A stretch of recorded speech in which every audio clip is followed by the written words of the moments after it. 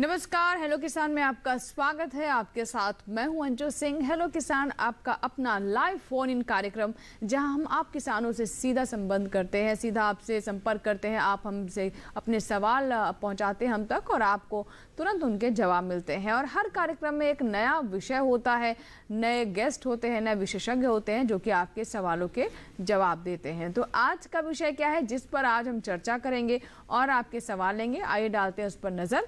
आज का हमारा विषय है सर्दियों में पशुओं का पोषण एवं रखरखाव। साथ ही सर्दियों में भेड़ व बकरी पालन पर भी हम बात करेंगे। दोनों ही विषयों पर विस्तार से चर्चा होगी अगले 1 घंटे तक। तो आप हमें कॉल करें और इन दोनों ही विषय से जुड़े हुए जो भी आपके सवाल हैं वो हम तक पहुंचाएं।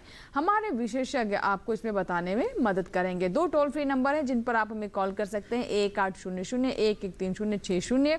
दूसरा नंबर है 1800-113061। टोल फ्री है, यानी इन पर आपका कोई शुल्क नहीं लगेगा। बस आपको फोन उठाना है, हमारा नंबर लगाना है और अपना सवाल हम तक पहुंचाना है। तो आज का विषय हमने आपको बता दिया और जो आज के हमारे विशेषज्ञ हैं, आइए उनसे अब आपकी मुलाकात करवा देते हैं। हमारे साथ हैं डॉक्टर अशोक कुमार, आप सहायक महानिदेशक हैं पशु स्वास्थ्य, भारतीय कृषि अनुसंधान परिषद, नई दिल्ली से आप हमारे साथ आए। बहुत बहुत स्वागत है डॉक्टर कुमार आपका हमारे कार्यक्रम में। साथ ही हमारे साथ जुड़ रहे हैं डॉक्टर अरुण कुमार तोमर, जो कि निदेशक है केंद्रीय भेड़ एवं ऊन अनुसंधान संस्थान, अविकानगर, राजस्थान से। बहुत बहुत स्वागत है आपका भी डॉक्टर तोमर कार्यक्रम में। नमस्कार। तो डॉक्टर तोमर से हम समझने की कोशिश करेंगे सर्दियों में भेड़ व बकरी पालन किस तरीके से करें, छोटे पशुओं का रखरखाव किस तरीके से किया जाए, इनके लाभ क्या है, किसानों को कैसे ज़्यादा फायदा हो सकता है। साथ ही हमारे साथ डॉक्टर अशोक भी हैं, वो हमें सर्दियों में पशुओं का रखरखाव किस तरीके से करें, उनके पोषण की व्यवस्था कैसे करें, उनका आवास कैसा हो, इन सभी बिंदुओं पर विस्तार से वो चर्चा करेंगे और आपके सवालों के जवाब देंगे। तो चलिए कार्यक्रम की शुरुआत करते हैं। सबसे पहले डॉक्टर अशोक, आपसे मैं समझना चाहूँगी कि जैसा कि हम जान रहे हैं कि सर्दियाँ बिल्कुल कह सकते हैं कि शबाब पर है, काफ़ी तापमान लगातार गिर रहा है और ऐसे में जिस तरीके से हम मानव अपने स्वास्थ्य को लेकर या अपने आप को सर्दी से बचाने के लिए व्यवस्था करते हैं, पशुओं की देखरेख भी उतनी ही महत्वपूर्ण हो जाती है। तो क्या बताना चाहेंगे इस बारे में? देखिए, इस बार नवंबर में ही सर्दियां शुरू हो गई थी और दिसंबर में बढ़ गई है और अभी ये भी अपेक्षा है कि जनवरी आते आते सर्दी और भी बढ़ेगी। फरवरी से फिर कम होनी शुरू हो जाती है। उत्तर भारत में अधिकतर प्रभावित क्षेत्र होते हैं और किसान भाइयों को पशुओं का ऐसे ही ध्यान रखना होता है जैसे वो स्वयं अपना रखते हैं सर्दियों से। उनके आवास इस प्रकार के होने चाहिए कि सर्दी ना लगे, सीधे हवा ना आए, ठंडी हवा ना आए और सूखा रखें, उसके पास गीला ना होने दे ज़्यादा। तो उस तरीके से पशुओं का थोड़ा देखभाल करनी पड़ती है, उनके आवास में भी और उनके रखरखाव के अलावा उनके पोषण पे बहुत ध्यान रखना पड़ता है, क्योंकि सर्दियों में पशुओं को ऊर्जा की बहुत आवश्यकता होती है। तो अच्छा पोषण उनके लिए बहुत ही आवश्यक है और रोगों का भी ध्यान रखना होता है। जी बिल्कुल, तो अच्छा पोषण बहुत ज़रूरी है, यानी उनका आहार बिल्कुल आपको ध्यान में रखना है कि कैसा उनका आहार हो। साथ ही उन्हें कोई रोग और बीमारी ना लगे, क्योंकि इस मौसम में बीमारियां लगने की भी आशंका बढ़ जाती है। तो ऐसे में उसका भी ध्यान रखना बहुत ज़रूरी है। किस किस तरह की समस्याएं हो सकती हैं, इसके बारे में आगे हम विस्तार से बात करेंगे। लेकिन पशुओं की देखरेख से जुड़ी हुई विस्तृत रिपोर्ट अभी आप देखिए।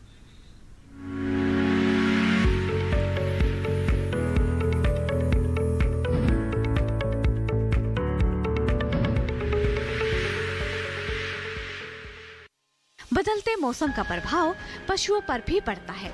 ऐसे में सर्दी के मौसम में पशुओं की देखभाल करना जरूरी है। अधिक सर्दी में सर्दी के प्रभाव से बचाने के लिए दूध देने वाले पशुओं को ऊर्जा की जरूरत होती है। इसे पूरा करने के लिए दुधारू पशुओं को प्रतिदिन 1 किलोग्राम दाना मिश्रण प्रति पशु उनकी अन्य पोषण आवश्यकता के अतिरिक्त खिलाना चाहिए। इससे दुधारू पशुओं का दुग्ध उत्पादन बना रहता है। दुधारू व गाभिन पशुओं को अच्छी गुणवत्ता के हरे चारे जैसे बरसीम व जई की भरपेट उपलब्धता के साथ साथ सूखा चारा जैसे गेहूं की तुड़ी भी खिलाएं। इससे इस मौसम में पशुओं में अधिक ऊर्जा बनी रहती है। पशुओं में ठंड के कारण रोग प्रतिरोधक क्षमता कम हो जाती है। जिन पशुओं ने अभी जन्म लिया है उन्हें हाइपोथमीरिया, निमोनिया और डायरिया आदि रोग होने की आशंका बढ़ जाती है। पशुओं में बीमारी के कुछ खास लक्षण होते हैं। सबसे पहले तो बीमार पशु चारा खाना बंद कर देते हैं और जुगाली करना छोड़ देते हैं। पशु सुस्त रहने लगते हैं। चलने फिरने में पशु को परेशानी होती है। पशुओं के शरीर के तापमान में लगातार गिरावट रहने लगती है। पशुओं में कई तरह के रोग हो जाते हैं, जैसे अफरा रोग। इसमें जानवर के पेट में गैस बन जाती है और बाईकोख फूल जाती है। पशुओं को ठंड से बचाने के लिए तालाब से पशुओं को दूर रखें।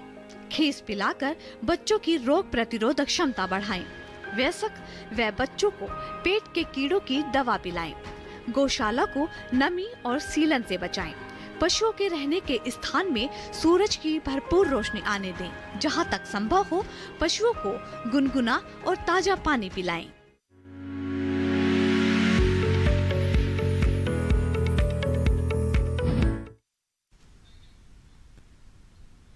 तो अभी आपने विस्तृत रिपोर्ट देखी और हमने आपको बताया कि पशुओं को इस मौसम में विशेष देखभाल की ज़रूरत होती है। ठंड उन्हें ना लगे, वो बीमार ना पड़े, ताकि उनकी उत्पादकता ना घटे। इसलिए बहुत ज़रूरी है कि आप अपने पशुओं का ध्यान रखें और इन सभी बातों को गौर में रखते हुए ही आप उनके आवास, उनके आहार की व्यवस्था करें। हमारे साथ डॉक्टर अरुण कुमार तोमर जी भी आए, उनसे बात कर लेते हैं। अरुण जी, जैसा कि हमने कार्यक्रम की शुरुआत में बताया कि सर्दियों में भेड़ और बकरी पालन के बारे में भी आज हम बात करेंगे, जिसके बारे में आप हमें बताने वाले हैं। तो क्या विशेष रहता है भेड़ और बकरी पालन में? हमारे किसानों को या फिर जो पशुपालकों को इससे किस तरह का लाभ हो सकता है, और ख़ास तौर पर सर्दी को ध्यान में रखते हुए क्या बताना चाहेंगे? देखिए, भेड़ दूसरों की सर्दी दूर करती है, तो सर्दियों में भेड़ पालन कोई इतना वो नहीं है कि इससे कोई नुकसान हो जी। लेकिन प्रतिकूल जो मौसम है वो सबके लिए अनुकूल बनाना अच्छी बात है। तो गर्मी हो या सर्दी हो, कोई भी पशुपालन हो, भेड़ हो, उनको ठंडी हवाओं से बचाना एक अच्छा कारण रहता है, नहीं तो बीमार होने की संभावना रहती है। जी जी। दूसरा, उनके जो बाड़े हैं सर्दियों में वो अधिकतर गीले हो जाते हैं, धूप कम आने से वो गीले रहते हैं। तो हमारा प्रयास रहना चाहिए कि उनके बाड़ों को सूखा रखें और उसमें जो बिछावन की व्यवस्था है, सूखे बिछावन की व्यवस्था करें। जी। भेड़ की एक गुणवत्ता है कि वो एक हर्डिंग करती है, समूह में रहना पसंद करती हैं। तो जैसे ही उनको ठंड लगती है तो सारी भेड़ें आपस में जुड़ के मिल के बैठ जाती हैं, जिससे कि उनको वैसे ही सर्दी नहीं लगती और उनके शरीर पे ऊन की मात्रा उनको सर्दियों से भी बचाती है। हमारा प्रयास ये रहना चाहिए कि जो सीधे बाड़े में हवा आ रही है, ठंडी हवाओं को रोकने के लिए पर्दा या गेट बंद कर देने चाहिए, जिससे कि पशुओं को डायरेक्ट ठंडी हवाओं से बचाया जा सकता है। जी बिल्कुल। और अरुण जी, बकरी के बारे में क्या बताना चाहेंगे? बकरियों के लिए तो कहा जाता है कि हमारे छोटे किसानों के लिए ये किसी वरदान से कम नहीं है। बकरी पालन करके वो अपनी आय को सुनिश्चित कर सकते हैं। तो बकरी पालन क्यों करें हमारे किसान, क्या बताना चाहेंगे इसके बारे में? देखिए, भेड़ और बकरी दोनों गरीबी का पर्याय है। गरीब किसान या वो किसान जिनके पास जमीन कम है या जो खेती, जहां पर खेती करने लायक नहीं है और अधिकतर समय अकाल पड़ता है, या वर्षा आधारित खेती है जहाँ के अधिकतर समय खेतों में खाली पड़े रहते हैं जी। ऐसे वक्त समय में बड़े पशुओं को पालना भी मुश्किल है। तो ऐसी स्थिति में जहाँ पर खेती करना लाभदायक नहीं है, बड़े पशुओं को पालना आसान नहीं है, ऐसी स्थिति में भेड़ बकरियों को पालकर किसान अपनी आजीविका कमा सकते हैं। जी बिल्कुल। तो छोटे पशुओं को पालकर किसान अपनी आजीविका कमा सकते हैं। जब ऐसी विपरीत स्थिति होती है तो ये छोटे पशु ही है जो उनके लिए पशुधन की तरह काम करते हैं। चलिए आइए देखते हैं इससे जुड़ी ये रिपोर्ट।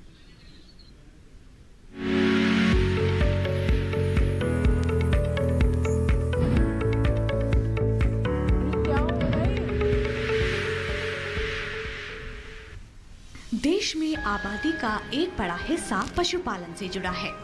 इनमें भेड़ और बकरी पालन काफी अहम है। कृषि के साथ सहायक व्यवसाय के रूप में किसान भेड़ और बकरियों को पालते हैं। देश के बंजर, दुर्गम पहाड़ी और रेगिस्तानी इलाकों में बकरी पालन विशेष रूप से किया जाता है। इसके अलावा भेड़ पालन भी किया जाता है। भेड़ और बकरी पालन एक ऐसा व्यवसाय है जिसे कम लागत लगाकर छोटी जगह में भी आसानी से किया जा सकता है। बकरी पालन मुख्य रूप से दूध और मांस के लिए किया जाता है, वहीं भेड़ को मुख्य रूप से ऊन के लिए पाला जाता है। बकरी पालन में ना तो किसी खास तरह के आहार की जरूरत होती है और ना ही किसी खास किस्म के बड़े आवास या विशेष जलवायु की जरूरत पड़ती है। बकरी की कई नस्लें हैं, जिनमें एक है ब्लैक बंगाल। इस नस्ल की बकरियां पश्चिम बंगाल, झारखंड, असम और उत्तरी उड़ीसा में पाई जाती है।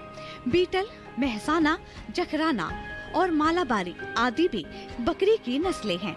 वहीं भेड़ पालन को बढ़ावा देने के लिए सरकार अनुदान भी देती है। केंद्र सरकार की ओर से भेड़ पालन को बढ़ावा देने के लिए नेशनल लाइव स्टॉक मिशन यानी राष्ट्रीय पशुधन मिशन शुरू किया गया है, जिसके तहत देश में पशुपालन को बढ़ावा देने के लिए किसानों और इच्छुक व्यक्तियों को सब्सिडी दी जाती है। वहीं सर्दी के मौसम में भेड़ और बकरियों का रखरखाव भी जरूरी है। भेड़ और बकरियों को ठंड से बचाने के लिए बोरी या मोटे कपड़े ओढ़ाकर रखें, जिससे ठंड का असर उन पर कम हो। धूप निकलने पर पशुओं को खुले स्थान पर धूप में बांधें।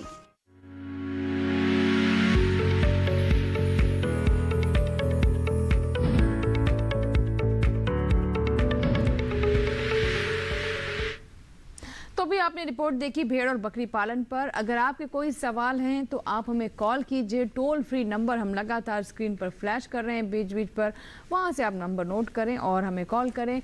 बकरी और भेड़ पालन पर हम आज विशेष तौर पर बात करेंगे और साथ ही हम आपको ये भी बताएंगे कि इस सर्दी के मौसम में जब पारा लगातार नीचे जा रहा है तो पशुओं की देख रेख करना क्यों बहुत महत्वपूर्ण हो जाता है। कैसे करें ये देख रेख ताकि आपके पशु स्वस्थ रहें, उनकी उत्पादकता में किसी तरह का विपरीत असर ना पड़े।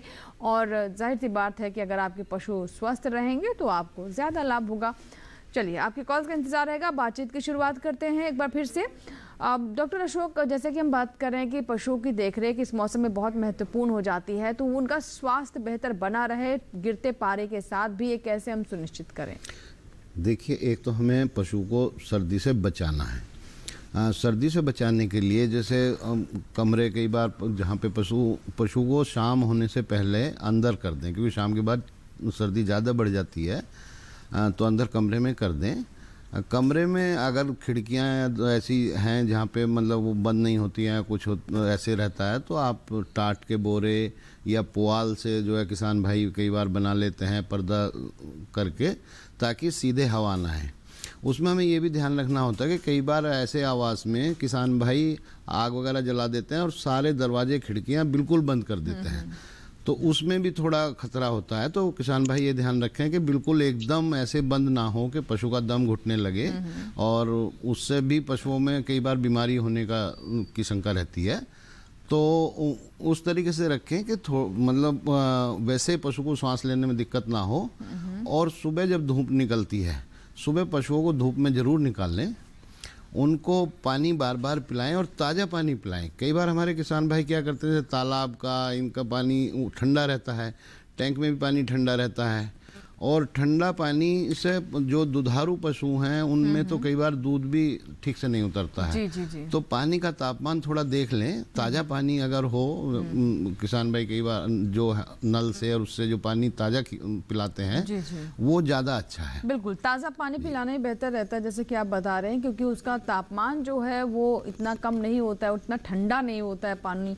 क्योंकि अगर ठंडा पानी आप पिलाएंगे पशुओं को तो उन्हें सर्दी होने की समस्या हो जाती है। जैसे कि डॉक्टर साहब ने बताया भी कि जो उनकी दूध देने की क्षमता है वो भी प्रभावित होती है। हमारे साथ बाबूलाल साहब हैं, जिन्होंने सागर मध्य प्रदेश से मैं कॉल किया है। आइए बात करते हैं। बाबूलाल जी, बताइए सवाल क्या है आपका? जी मैडम, मेरा सवाल ये है कि अभी ठंड का मौसम है। जी बिल्कुल, बताइए। तो भैंसों का आहार कैसे रखना चाहिए, उनकी दिनचर्या कैसी होनी चाहिए? जी, बहुत अच्छा प्रश्न है आपका बाबूलाल जी। इसी प्रश्न पर हम आने वाले थे। दिनचर्या कैसी होनी चाहिए और उनका आहार कैसा हो? देखिए बाबूलाल जी, अभी हम इसी बात कर रहे थे कि दिनचर्या तो अभी मैंने थोड़ा आपको बताया था कि रात को हमें क्या क्या सावधानी रखनी है और दिन में धूप उन पशु को दिखानी है। और पशुओं का स्थान जो है वो गीला नहीं होना चाहिए। कई बार जो है जो ढलान सही नहीं होता है और गोबर और मूत्र वहाँ पे इकट्ठे हो जाते हैं कई बार, और वो सर्दियों में क्योंकि धूप इतनी तेज़ नहीं आती है तो सूख नहीं पाते हैं सही से। तो हमें ये ध्यान रखना है कि मतलब जो है पशुओं के नीचे सूखा रहे। रात को हम पशुओं के नीचे पुआल या ऐसे कुछ बिछा सकते हैं उसका, या कोई भी ऐसी चीज जिससे पशु को नीचे से जमीन की तरफ से उतना ठंडा ना लगे। वगैरह भी हमारे किसान डाल देते हैं कई बार की। जी, और उसको जो है फिर हम जो पुआल वगैरह डाला है, क्योंकि वो रात में गीला हो जाएगा, तो सुबह उसे हमें हटा देना चाहिए। दूसरा, हमें पशुओं के खाने का बहुत ध्यान रखना चाहिए।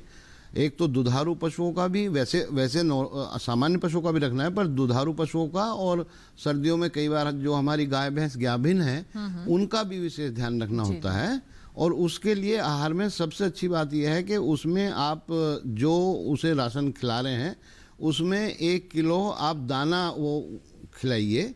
उसमें बहुत सारी चीज़ें आप मिश्रण बना सकते हैं, जैसे बिनोले की खल रहती है, सोयाबीन की खल रहती है, उस तरीके का उसको ज़रूर दीजिए। और कई बार जो है पशु को हरा चारा ज़्यादा खिला देते हैं, जैसे बरसीम है, रिजका है, उससे थोड़ा अफारा होने का डर रहता है, तो आप सूखा चारा भी जरूर उसमें मिलाएं। जी बिल्कुल। तो इस मौसम में खास तौर पर बहुत ज़्यादा हरा चारा ना दें, और इसके बारे में बताएं कि किस तरह की समस्या हो सकती है हमारे पशुओं को। फिलहाल इसी के साथ ही वक्त है छोटे से ब्रेक का। ब्रेक के बाद जब वापस आएंगे तो इस चर्चा को आगे बढ़ाएंगे, बताएंगे आपको कि आप अपने पशुओं का इस मौसम में कैसे ध्यान रखें। साथ ही बकरी पालन और भेड़ पालन से जुड़ी हुई कुछ और ख़ास बातें हम डॉक्टर अरुण से जानने की कोशिश करेंगे। आप कहीं मत जाइएगा। इस छोटे से ब्रेक के बाद हेलो किसान में फिर होगी आपसे मुलाकात। छोटा सा ब्रेक।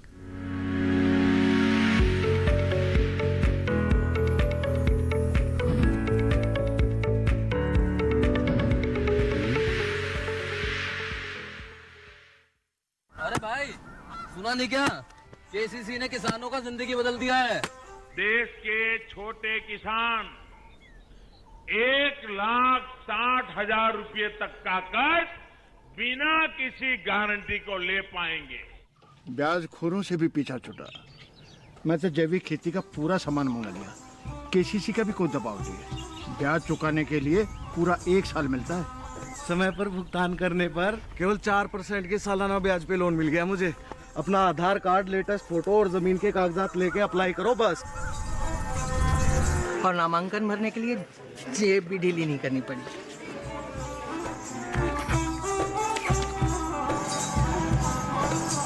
चाचा, उधार चुकाने के 24 घंटे के बाद उतने ही पैसे वापस निकाल सकते हैं।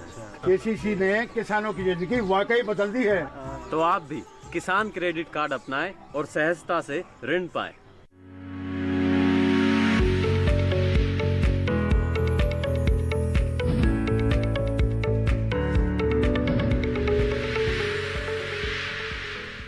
ब्रेक के बाद हेलो किसान में एक बार फिर आपका स्वागत है। जैसा कि आप जानते हैं कि सर्दियां लगातार बढ़ रही हैं, तापमान नीचे जा रहा है। ऐसे में हम अपने जीवन को उसी के हिसाब से ढाल लेते हैं ताकि हमें ठंड ना लगे, हम बीमार ना पड़े।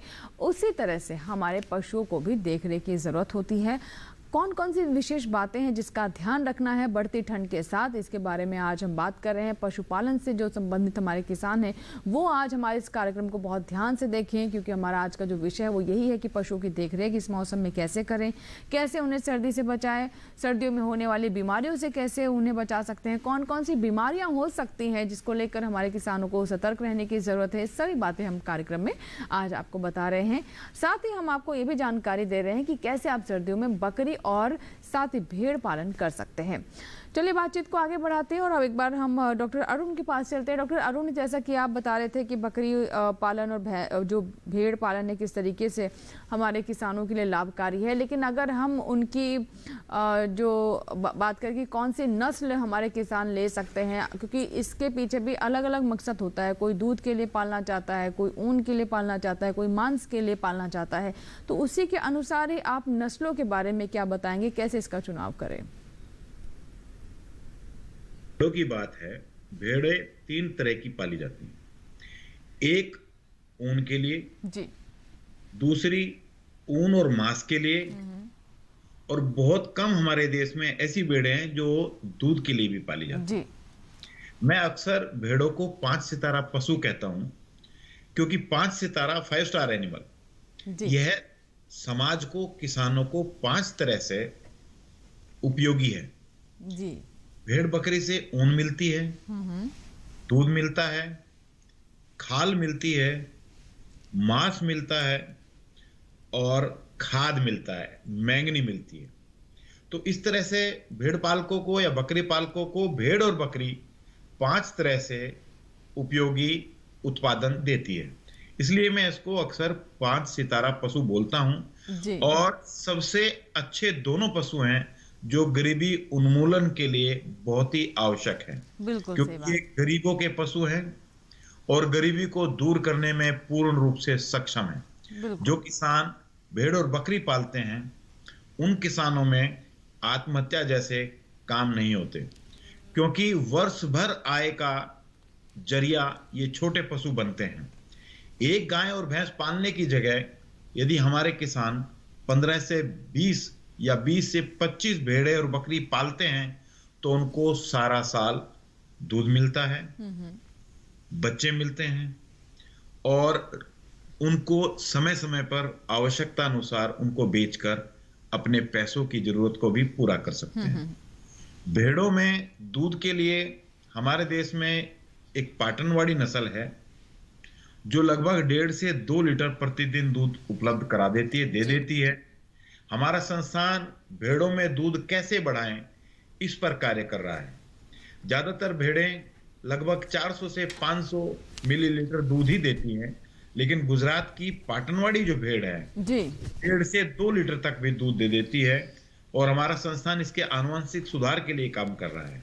इसके साथ ही जो ठंडे प्रदेश की भेड़ें हैं वो अच्छी ऊन उत्पादक मानी जाती हैं, जो लेह लद्दाख, कश्मीर, उत्तराखंड के ऊपरी हिस्सों में पाई जाती हैं, जिसमें करना है, गद्दी है, चांगतांगी है। ये भेड़ें हैं जो अच्छी ऊन देती हैं। इसके अलावा जो हमारा दिल्ली, पंजाब, राजस्थान, उत्तर प्रदेश, महाराष्ट्र, गुजरात, यहाँ की जो भेड़ें हैं वो अच्छी मांस और ऊन के लिए मानी जाती हैं, लेकिन इनकी ऊन की उतनी अच्छी क्वालिटी नहीं होती। लेकिन इन भेड़ों से जो ऊन प्राप्त होती है उनसे अच्छे प्रकार के गलीचे बनाए जा सकते हैं। एक बनाए जाते हैं गलीचे, नमदे, कारपेट। एक कॉलर है, बात कर लेते हैं उनसे। मनीष कुमार है जिन्होंने उत्तर प्रदेश से हमें कॉल किया है। मनीष जी, सवाल बताइए। हेलो। नमस्ते मैम। जी नमस्कार मनीष जी, बताइए प्रश्न क्या है आपका। जी मैम, मैं ये जानकारी चाहता हूँ, जैसे पशुधन पे सब्सिडी कैसे अनुदान में मिलेगी, मतलब उसके लिए क्या करना होगा, कहाँ से मुझे ये। अच्छा, आप पशुपालन करना चाहते हैं, कौन से पशु के बारे में आप जानना चाहते हैं? जी भैंस और बकरी वगैरह। ठीक है, तो पहले भैंस पर हम बात कर लेते हैं। जी डॉक्टर अशोक बताना चाहेंगे, आप जैसे भैंस पालन करना चाहते हैं तो मतलब यही कि शायद डेयरी खोलना चाहते हैं, तो क्या इनको किसी तरह का अनुदान मिल सकता है? जी दरअसल भारत सरकार की भी और राज्य सरकारों की भी ऐसी प्राथमिकताएं रहती हैं कि किस प्रकार से पशुपालन को बढ़ावा दें, और उसके लिए वो अलग अलग प्रकार की स्कीम्स लाती रहती हैं जिससे किसान भाइयों को फ़ायदा हो।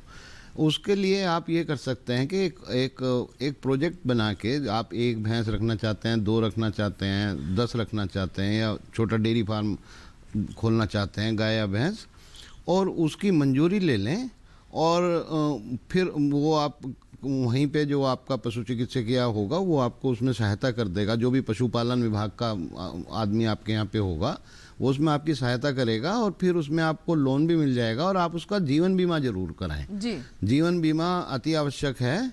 उससे अगर कभी दुर्घटनावश कोई ऐसी बात हो जाए तो आपको उससे जो है क्षति आपकी जो है वो पूर्ण कर दी जाएगी। तो ये जरूर ध्यान रखें। बिल्कुल, तो ध्यान देने वाली बात है मनीष जी, इसका ज़रूर ध्यान रखें आप कि अपने पशुओं का बीमा ज़रूर कराएं। इसी के साथ ही बात करते हैं 3 नए कृषि कानूनों के बारे में। जी हाँ, सरकार की तरफ से लगातार प्रयास यही है कि हमारे किसानों के जीवन में उन्नति आए, उनका जीवन और सुगम हो, बेहतर हो, उनकी आय में वृद्धि हो, और इसी मकसद से ये 3 नए कृषि कानून लाए गए हैं। आइए जानते हैं इनके बारे में विस्तार से।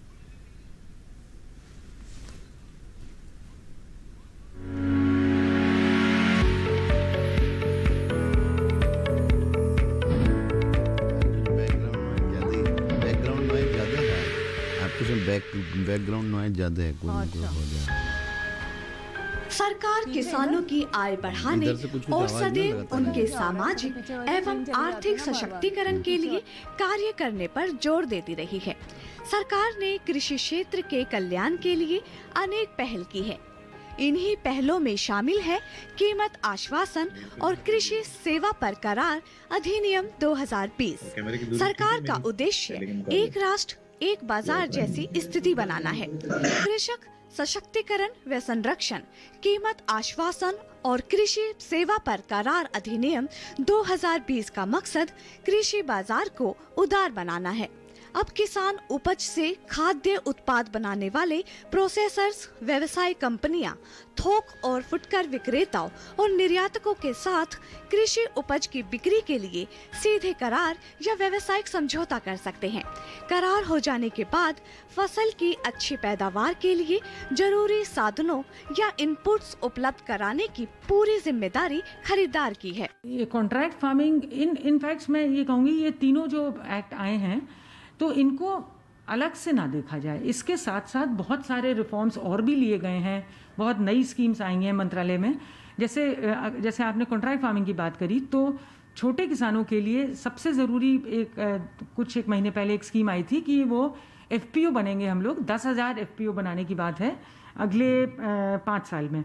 तो इससे जो छोटे किसान जुड़ के एक समूह में काम करेंगे तो उनकी बार्गेनिंग पावर भी ज़्यादा बढ़ेगी और वो अपना सेफगार्ड ज़्यादा अच्छे से कर पाएंगे। और कॉन्ट्रैक्ट फार्मिंग जो स्पॉन्सर है उसको भी आसानी रहेगी कि उसको एक बल्क प्रोड्यूस पूरे FPO से मिल जाएगा। तो इससे दोनों तरफ का फ़ायदा होगा। इससे इन्वेस्टमेंट को भी इनकरेजमेंट मिलेगा प्राइवेट सेक्टर को, क्योंकि ये अब स्टॉक लिमिट्स नहीं रहेंगी इन अपने जो आपने जैसे चिन्हित करे कमोडिटीज़ के लिए, तो प्राइवेट इन्वेस्टमेंट आएगा। और रूरल इंफ्रास्ट्रक्चर, रूरल एरियाज़ में जो हमारी कोल्ड चेन्स हैं या बाकी जैसे विलेज हार्ट्स को करना है और ग्रामीण हाटों को बनाना है, उसमें हम लोग ये देख रहे हैं कि इन्वेस्टमेंट ज़्यादा आएगा। और प्राइवेट सेक्टर, इनफैक्ट आप लोग पढ़ भी रहे होंगे मीडिया में भी, बहुत जो बड़ी कंपनीज हैं वो लोग भी बहुत खुश हैं इन कानूनों से और वो लोग चाह रहे हैं कि आगे आके वो इन्वेस्टमेंट करें, जिससे उनका किसानों के साथ डायरेक्ट मार्केटिंग जो अब तक थी वो और ज़्यादा बढ़ के आएगी। तो उसमें किसानों को भी फ़ायदा होगा और जो इंडस्ट्री है उनको भी फ़ायदा होगा और एंड जो कंज्यूमर है उसको भी फ़ायदा मिलेगा। अब किसान ऐसे फसलों की खेती कर सकते हैं जिसकी उन्हें अच्छी कीमत मिले, जिसका व्यापार कुछ ही बाजारों में होता है या निर्यात के लिए होता है। ऐसे में किसान पहले से ही कीमत तय करके अच्छी फसल उगाने की व्यवस्था कर सकते हैं। कीमत आश्वासन और कृषि सेवा पर करार अधिनियम 2020 में यह प्रावधान किया गया है कि किसान बुआई के समय ही मूल्य के उतार चढ़ाव से बचने के लिए आने वाली फसल को बेच पाएं और उसके लिए एग्रीमेंट कर पाएं। अब इस एक्ट के अंतर्गत किसान अपनी फसल को बुआई करने से पहले ही एक एग्रीमेंट के माध्यम से उसको एक निर्धारित कीमत पर बेचने का एग्रीमेंट कर सकता है, जिससे उसको प्राइस की एश्योरेंस मिलेगी, उसका रिस्क खत्म होगा, उसको जोखिम से मुक्ति मिलेगी और इस प्रकार की नई फसलें वो उगा सकेगा जिसका उसको पहले जानकारी नहीं थी। क्योंकि जो खरीदार है उसके पास बाज़ार उपलब्ध है और वो बाज़ार की मांग के अनुसार किसान को ये बता सकता है कि उसको किस प्रकार की फसल चाहिए, उसका क्या क्वालिटी होना चाहिए। उस फसल को उगाने के लिए कोई अगर नया तरह का बीज है, किसी प्रकार के इनपुट्स हैं, कोई नई तकनीक है, वो खरीदार किसान को उपलब्ध करा सकता है। और इन फार्म सर्विसेज को लेके किसान एक अच्छी उपज उगा सकते हैं, उसकी अच्छी कीमत प्राप्त कर सकते हैं और कीमत के उतार चढ़ाव से बच सकते हैं।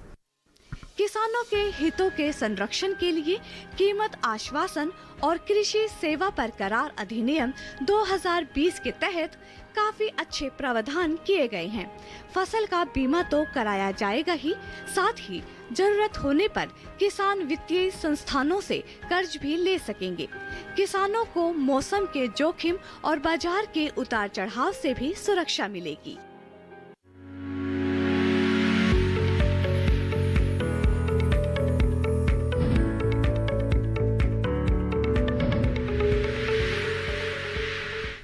तो ये थे 3 नए कृषि कानूनों के बारे में जानकारी और हमने विस्तार से बताया कि कैसे इससे हमारे किसानों को लाभ हो सकता है। बहरहाल बढ़ते हैं आज के विषय पर आगे और कुछ और महत्वपूर्ण बातें जानने की कोशिश करते हैं।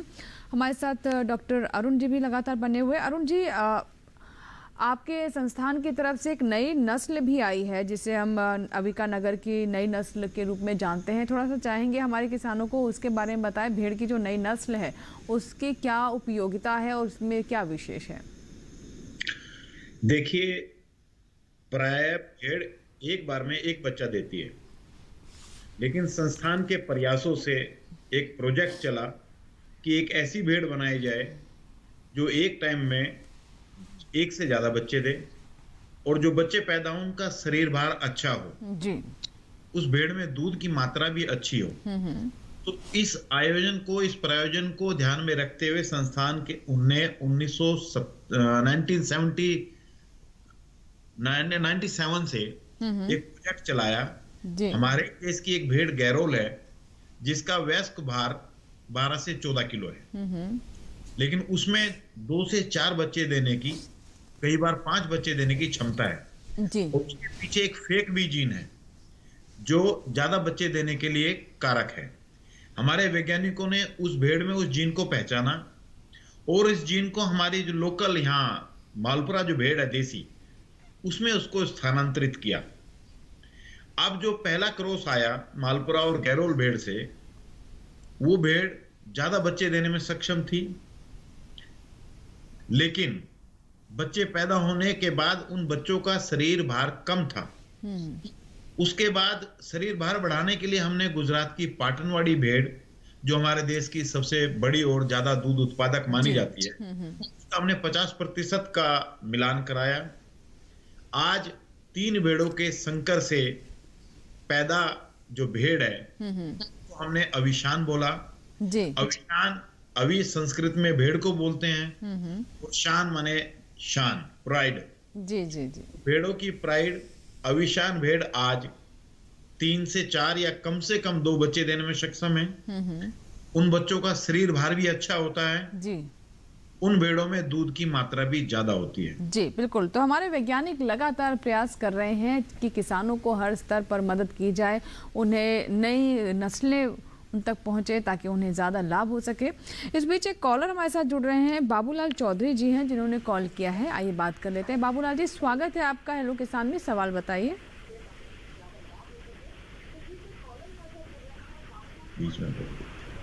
जी बाबूलाल जी, मुझे सुन पा रहे हैं आप? हाँ मैडम, नमस्कार। नमस्कार, सवाल बताइए। मेरे को बकरी पालन के पूछना था, तो कौन सी जाति की बकरी पालूं? बकरी पालन आप करना चाहते हैं अरुण जी? हाँ जी, शुक्रिया सवाल के लिए बाबूलाल जी। आपका सवाल हम अरुण जी तक पहुंचा रहे हैं। अरुण जी बकरी पालन करना चाहते हैं, बाबूलाल जी जिन्होंने हमें कॉल किया है उज्जैन जी। मैडम मेरे को अच्छी नस्ल वाली बकरी के नाम बताओ। अच्छी नस्ल की बकरियों के बारे में जानना चाहते हैं। देखिए, आप हमारे पास के प्रदेश के मध्य प्रदेश के रहने वाले हैं बाबूलाल जी। आपके चारों तरफ जमुनापारी, बरबरी और सिरोही, बीटल, ये 3-4 बकरियों की नस्लें हैं जिनको आप अपने क्षेत्र में पाल सकते हैं। बकरियों की नस्लें आपके लिए जमुनापारी, बरबरी और सिरोही 3 नस्लें हैं जिनको पालकर आप बकरी पालन शुरू कर सकते हैं जी। बिल्कुल बाबूलाल जी, तो आपके सामने अच्छे विकल्प हैं, आप इन्हीं में से चुनाव कर सकते हैं कि कौन सी नस्ल की बकरी आपको पालनी है, और उन नस्लों के बारे में भी अरुण जी ने विस्तार से बताया है। फिलहाल वक्त है हमारे लिए एक छोटी सी ब्रेक का, कहीं मत जाएगा। ब्रेक के बाद भी हेलो किसान जारी रहेगा, छोटा सा ब्रेक।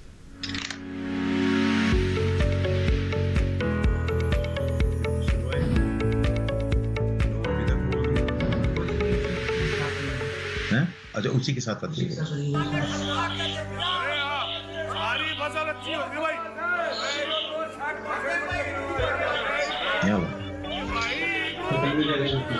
और अब एक जरूरी सूचना, देश के कुछ राज्यों में किसानों द्वारा बड़े पैमाने पर पराली जलाने से आसमान में धुंध छा गई है। लाखों लोगों को सांस लेने में तकलीफ हो रही है।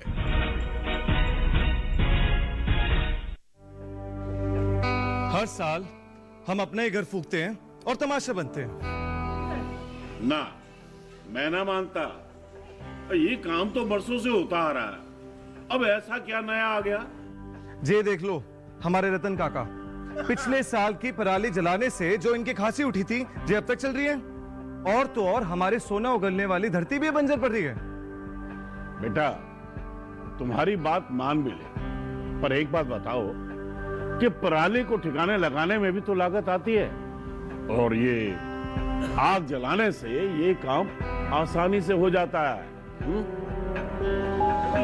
काका जे बात ना रही, हम कह रहे हैं। देखो मेरे पास कुछ मशीनों की तस्वीरें भी हैं, मैं तुम्हें दिखाता हूं। ये देखो, ये है हैप्पी सीडर, ये है मल्चर, ये है जीरो टिल ड्रिल, ये है स्ट्रॉ चॉपर, ये है रिवर्सिबल मोल्ड बोर्ड प्लॉ और ये है रोटावेटर।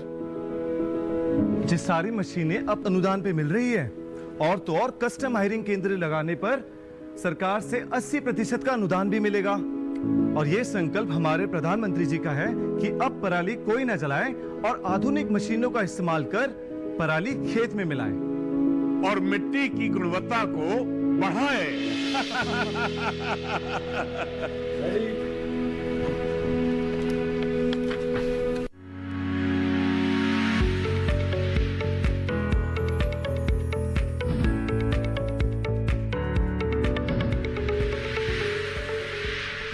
ब्रेक के बाद हेलो किसान में एक बार फिर आपका स्वागत है। आज हम बात कर रहे हैं सर्दी के मौसम में पशुओं की कैसे देखरेख करें और साथ ही कैसे करें आप बकरी और भेड़ पालन।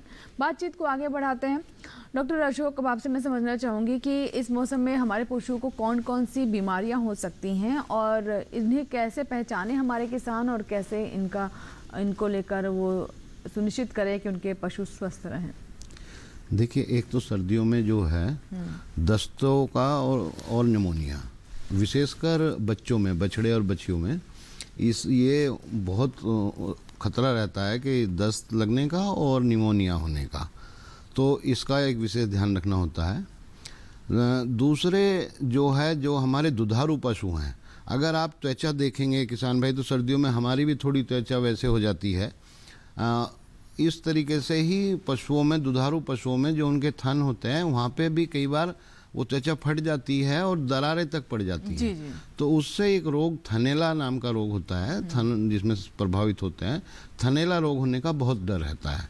तो किसान भाई ये ध्यान रखें कि उसको त्वचा पे जैसे दूध वगैरह निकालते हैं तो उसके बाद पोटेशियम परमैंगनेट से या कोई इस तरीके का घोल लगा दें, जो ताकि कोई खतरा थनैला का कम हो सके। और जब दूध निकालते हैं किसान भाई, तो थन में जहाँ से छेद से दूध आ रहा है वो लगभग खुला रहता है, लगभग आधा घंटे के आसपास।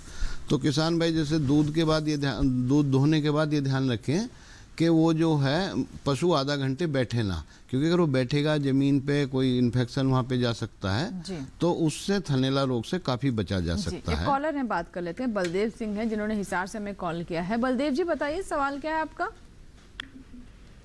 बलदेव जी मुझे सुन पा रहे हैं आप? हाँ जी, हाँ जी जी, बताइए, सवाल बताइए अपना। मेरा ये जो भेड़ बकरी पालते हैं, जो 4-5 बच्चों वाली नस्ल है, उसके बारे में पूछना है जी। ठीक है, हम डॉक्टर अरुण से पूछते हैं। डॉक्टर अरुण, ये जानना चाहते हैं, बकरी के बारे में जानना चाहते हैं ना आप? हाँ जी, जो 4-5 बच्चे देती है, हमने तो आज तक देखा नहीं आज तक। चलिए ठीक है, अरुण जी से हम बात कर लेते हैं। अरुण जी क्या बताना चाहेंगे बलदेव जी को? जो मैंने बात की है अविशान भेड़ की और गैरोल भेड़।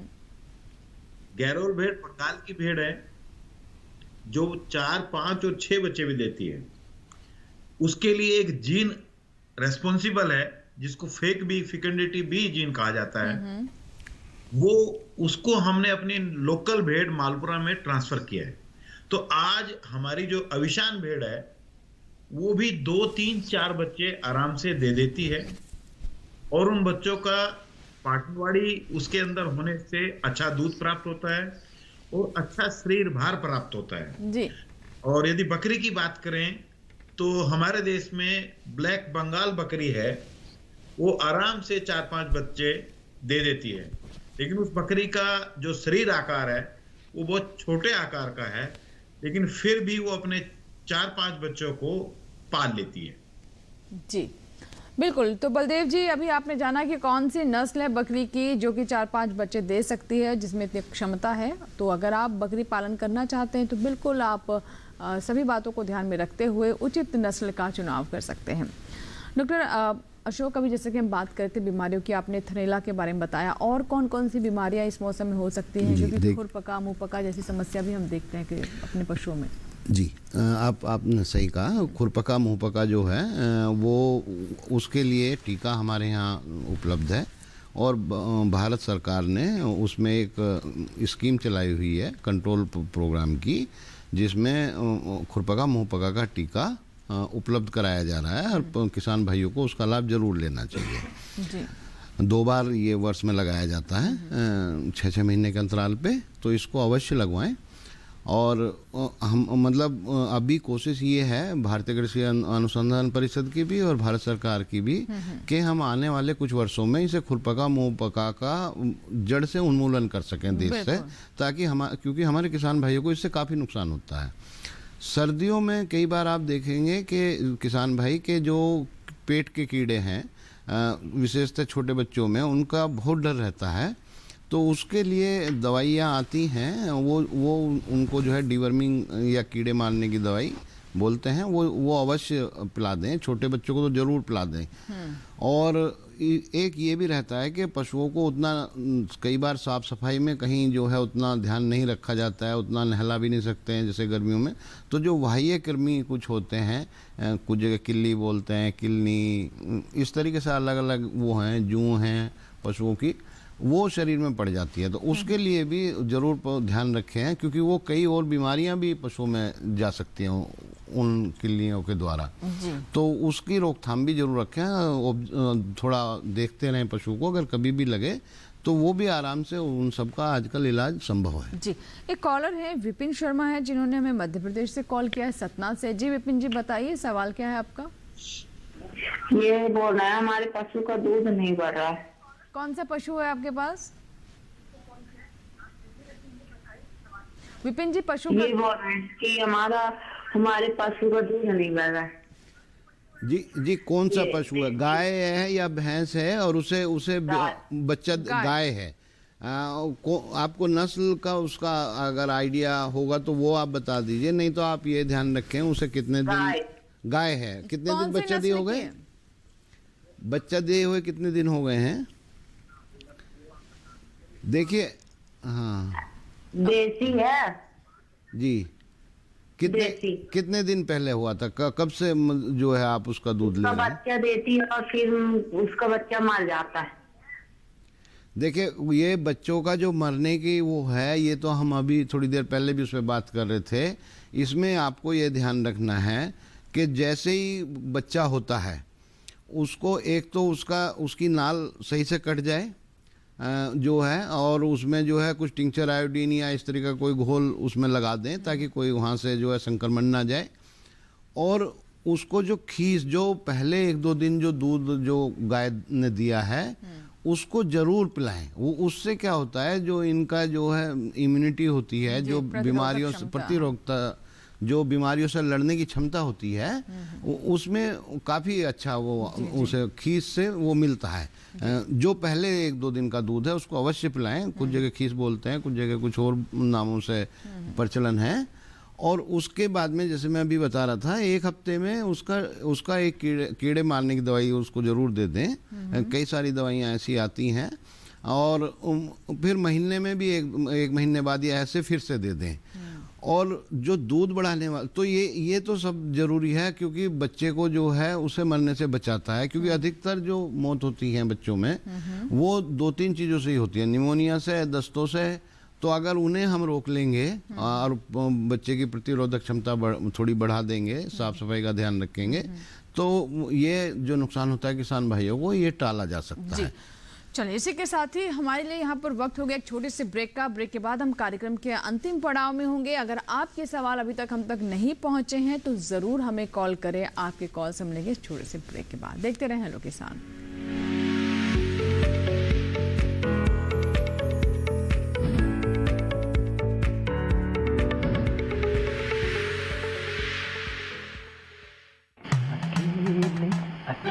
अरे वाह भैया, अकेले अकेले। अरे तू भी ले, पर खाएगा कैसे? मैं ऑर्गेनिक खेती की बात कर रहा रे बेटे। अकेले अकेले खेती कब तक करेगा? मतलब?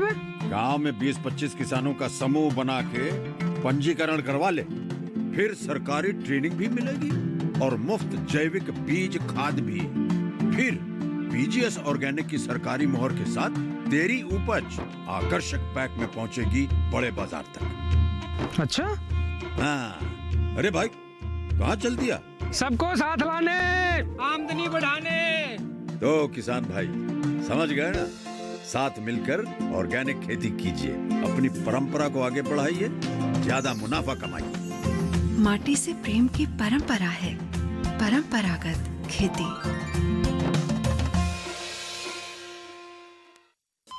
अरे सुन तो। मुझे क्या सुनाना चाहते हो? जो सुनाओ मेरी सौतन को। किसको? अरे वही तुम्हारा मोबाइल फोन जिससे सुबह शाम दिन रात चिपके रहते थे और कहते थे किसान कॉल सेंटर से बातें हो रही हैं। अच्छा ये बात है। हाँ क्यों, क्या हुआ? अब बात नहीं होती क्या? अब तो झट से बात हो जाती है। ऐसा क्या? हाँ, अब तो ज्यादा लाइनें और खास तकनीक के कारण खेती के माहिरों से तुरंत बात हो जाती है। और अगर कभी लाइन व्यस्त हो तो अपनी समस्या फोन पर रिकॉर्ड करा दो, वहाँ से फोन आ जाता है और समस्या की हल का मैसेज भी आ जाता है।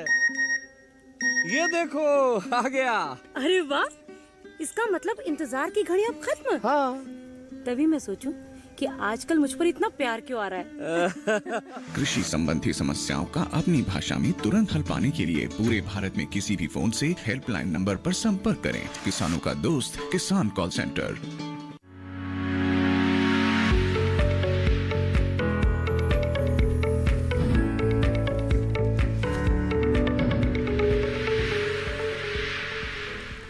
ब्रेक के बाद हेलो किसान में एक बार फिर आपका स्वागत है। और अगर अभी अभी आपने टेलीविजन ऑन किया है, आप अभी हमारे साथ जुड़े हैं, तो एक बार फिर से आपको विषय बता दें। आज हम बात कर रहे हैं सर्दियों में पशुओं के रखरखाव के बारे में और साथ ही बकरी और भेड़ पालन के बारे में। दोनों ही विषय बहुत महत्वपूर्ण है हमारे पशुपालकों के लिए, क्योंकि अगर उनके पशु स्वस्थ होंगे तभी उन्हें लाभ हो पाएगा। और अगर आप बकरी और भेड़ पालन करना चाहते हैं तो ऐसे में शुरुआत में ही महत्वपूर्ण जानकारी अगर मिल जाए तो हमारे पशुपालकों के लिए काफ़ी आसानी हो जाती है। कार्यक्रम के अंतिम पड़ाव में है, इसलिए हमारी कोशिश ये है कि हम जल्दी जल्दी सारी जानकारी आप तक पहुंचाएं और आपकी कॉल्स हम ज़रूर कार्यक्रम में शामिल करें, तो अपने सवाल हम तक पहुंचाएं। डॉक्टर अरुण, अब आपसे मैं जानना चाहूँगी कि जिन छोटे पशुओं के बारे में हम बात कर रहे हैं, ये किसानों के लिए किस तरीके से उपयोगी हैं? जी अरुण जी, मुझे सुन पा रहे हैं आप? हाँ, आपकी आवाज आ रही है जी। हम छोटे पशुओं की बात करें, बकरी छोटे पशुओं की जहां तक बात है, उसमें हमारे संस्थान की जहां तक बात है तो 3 पशुओं पे हम लोग काम करते हैं जी।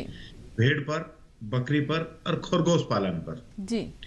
तीनों ही किसान के सच्चे साथी हैं, क्योंकि तीनों ही गरीब, वो किसान जिनके पास जमीन नहीं है या वो किसान जिनके पास जमीन है लेकिन खेती करने लायक नहीं है, खेती लाभदायक नहीं है जिनके लिए, या वो मजदूर हैं, ऐसे किसानों के लिए भेड़ बकरी पालन और खरगोश पालन बहुत ही महत्वपूर्ण और बहुत ही योगदान भूमिका निभाता है।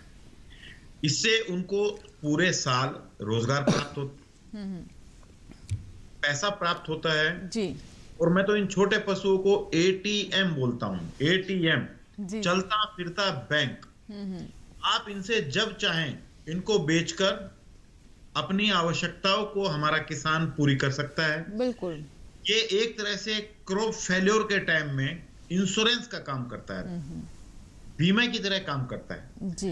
अधिकतर हमारे देश में जो भेड़ बकरियां हैं, ड्रॉट प्रोन, जहां पे अकाल ज्यादा पड़ता है, बारिश कम होती है, ऐसे क्षेत्रों में पाली जाती हैं जी। और इस प्रतिशत की बात करें तो 80% भेड़ बकरी पालन अकालग्रस्त क्षेत्रों में होता है, चाहे वो ठंडी वाला अकाल हो और चाहे वो गर्मी वाला अकाल हो।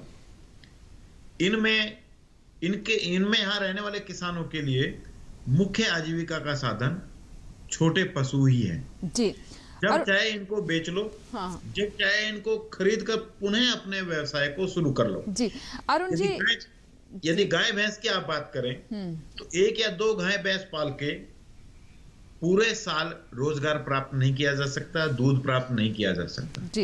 इसके मुकाबले आप 15 से 20 या 25 से 30 एक किसान आराम से 100 से 125 भेड़ों को आराम से पाल सकता है। जी अरुण जी, मेरा आपसे अगला सवाल ये है कि जैसा कि आपने बताया कि इससे साल भर रोजगार हमारे किसानों को मिलता है और बकरी के दूध की पोषक तत्वों के बारे में हम जानते हैं कि इसके पोषक तत्व कितने अधिक होते हैं और इसलिए उसके बकरी के दूध की मांग भी होती है।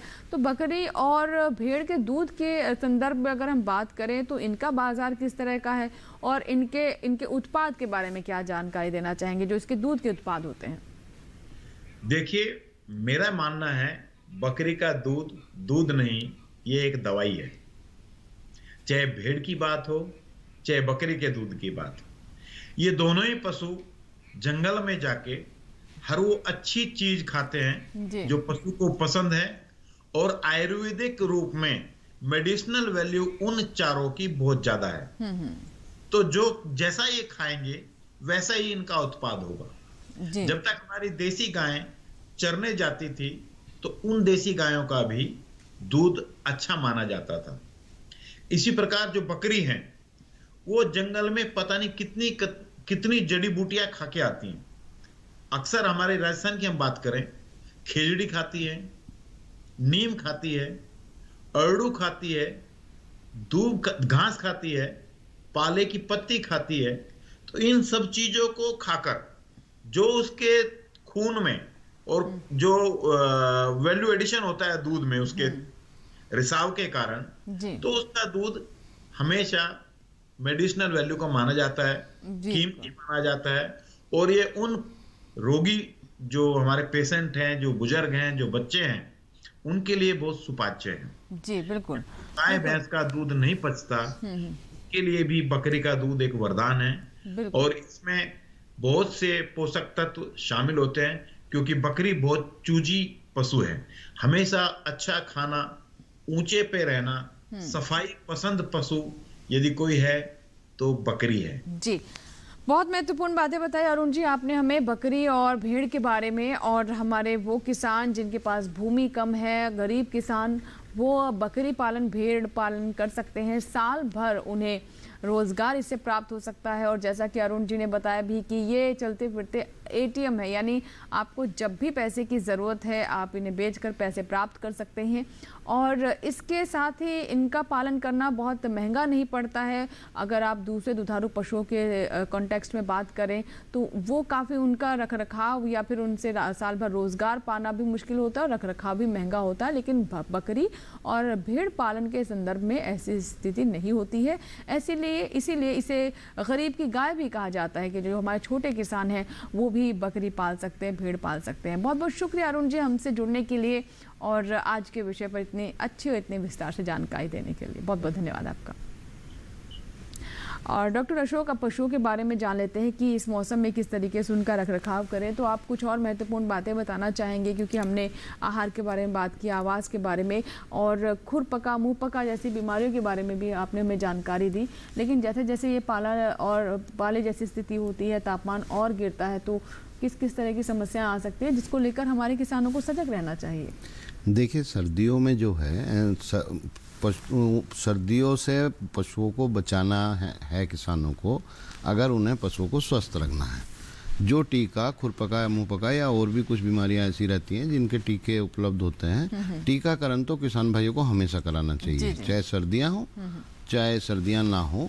मगर सर्दियों में क्या रहता है कि कई बार पशु की जो प्रतिरोधक क्षमता है बीमारियों से लड़ने की, वो पशु थोड़ा दबाव में आ जाता है और वो कम हो जाती है। तो इसलिए उस समय विशेष सावधानियों की जरूरत उसको हो जाती है। बिल्कुल, तो सर्दियों में पशुओं की विशेष सावधानी की जरूरत है पशुओं को लेकर के। तो हमारे किसान, हमारे पशुपालक सावधान रहें अपने पशुओं के स्वास्थ्य को लेकर, कहीं भी कोताही ना बरते, क्योंकि अगर आपका पशु बीमार हो गया तो आपको बड़ा नुकसान झेलना पड़ सकता है और यही हम नहीं चाहते। इसीलिए आज के विषय में हमने इसे शामिल किया और इतने विस्तार से हमने चर्चा की।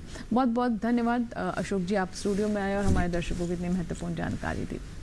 इसी के साथ ही आज के हेलो किसान में फिलहाल इतना ही, लेकिन कल का विषय क्या है, अगले हमारे कार्यक्रम का विषय क्या है, आइए डालते हैं उस पर नजर। हमारा अगला विषय है बायोगैस स्लरी से ऑर्गेनिक खेती, सर्दी के मौसम में फूलों की व्यावसायिक खेती। तो ये हमारे अगले एपिसोड का विषय है और इससे जुड़े हुए विशेषज्ञ हमारे साथ स्टूडियो में रहेंगे। अगर आप चाहें तो हमें अपने सवाल अभी भेज सकते हैं। इसके लिए आप हमारा ईमेल एड्रेस नोट कर लें। हमारा ईमेल एड्रेस है hellokisan2015@gmail.com। और चाहे तो आप हमसे सोशल नेटवर्किंग के माध्यम से भी संपर्क कर सकते हैं। व्हाट्सएप माफ़ कीजिएगा, फेसबुक के माध्यम से जुड़िए हमसे। हेलो किसान टाइप करें आप, हेलो किसान हमारा पेज खुल जाएगा फेसबुक पर, उसे फॉलो करें, ऐड करें, वॉल पर भी अपने सवाल साझा कर सकते हैं। और एक और आसान तरीका आपको बता देते हैं, ये हमारा आसान तरीका है डीडी किसान कॉल सेंटर नंबर 1800113060। सोमवार से शनिवार सुबह 6 से रात 10 बजे के दरमियान आप इस पर कॉल करें और अपने प्रश्न यहाँ रिकॉर्ड करवा दें इस नंबर पर, और उन्हीं प्रश्नों को हम कार्यक्रम में स्थान देंगे, जगह देंगे, आपके प्रश्नों के जवाब विशेषज्ञों से लेंगे। तो आज के लिए फिलहाल इतना ही। उम्मीद करते हैं कि आज हमने आपको जो जानकारी दी है कि सर्दियों में पशुओं का कैसे रख रखाव करें और कैसे बकरी और भेड़ पालन कर हमारे छोटे किसान लाभ ले सकते हैं, ज़रूर इन सभी जानकारियों से आप लाभ उठाएंगे। अभी लेते हैं आपसे इजाज़त। अगले अंक में फिर होगी आपसे मुलाकात नए विषय और नए विशेषज्ञों के साथ। तब तक के लिए आप बने रहें दूरदर्शन किसान के साथ। नमस्कार।